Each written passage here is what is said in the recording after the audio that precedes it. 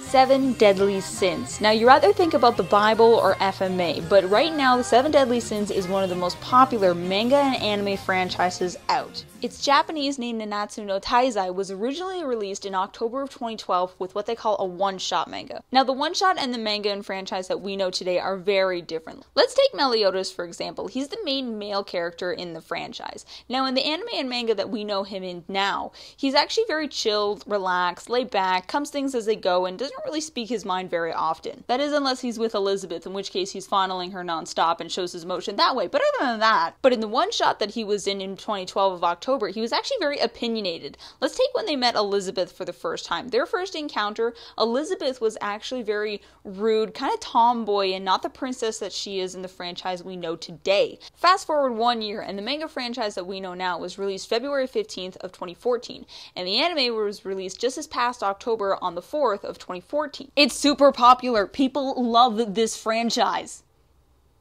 I regret nothing.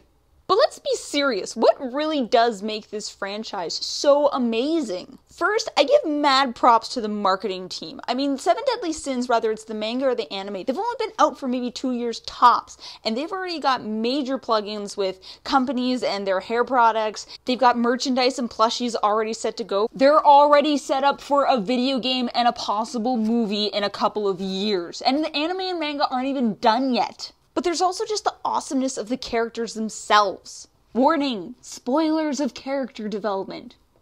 Just in case. We've got Meliodas, who is the captain of the Seven Deadly Sins and the sin of wrath. There's Diane, the giant, who is the sin of envy. King, the fairy, who has 2 different forms and is the sloth sin. Then there's Bon, the sin of greed, an immortal being. You got Gowther, the sin of lust, and just a FYI, that's a dude. You got Merlin the mage, who's the sin of gluttony. And recently released in the manga, you got Escanor, the sin of pride. You've also got Hawk the Wonder Pig, who is a talking pig and best friend to Meliodas. And then you've got Elizabeth, third daughter to the king of Leonis, the country they all live in. So it's original looking with all of their characters. You've got giants, fairies, immortals, mages, and even a dude that looks like a chick.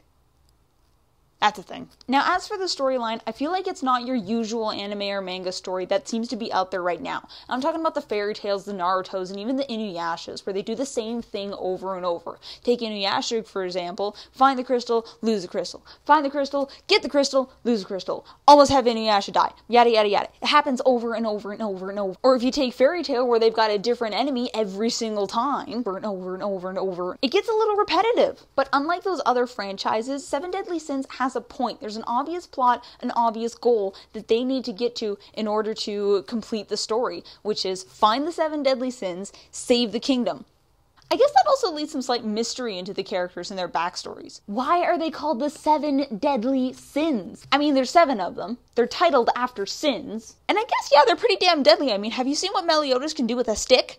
But why sins? What is it exactly about them that gave them the title directed to their sins? Let's take Diane, for example. She's the sin of envy, and it's quite obviously laid out in the manga and anime that she's envious of smaller people because she wants to be closest to the person she loves, who's the captain, and she feels she can't do that because of her huge giant size. So sin of envy? That makes sense. But then there's the question, why is Meliodas the sin of wrath? He's never been upset. Even Bon, who was one of the guys who knew him for the longest, says he's never seen the captain angry before. So what did he do? Why is he so careful to keep his temper? And what can happen if he loses it? Look, I could rant for days about how amazing this series and franchise is. So if you're watching it, that's great. If you're reading it, even better. If you're not doing either, what are you doing with your life? All in all, my biggest thing is you gotta check this series out. 7 Deadly Sins or Nanatsu no Taizai. That's absolutely fantastic. I've never been so glued to the pages of a manga before. The animation style, is beautiful. The colors are vibrant. The characters just work. And the voices that they chose for them, they're exactly what I pictured when I first read the manga. Thanks so much for watching my rant on 7 Deadly Sins.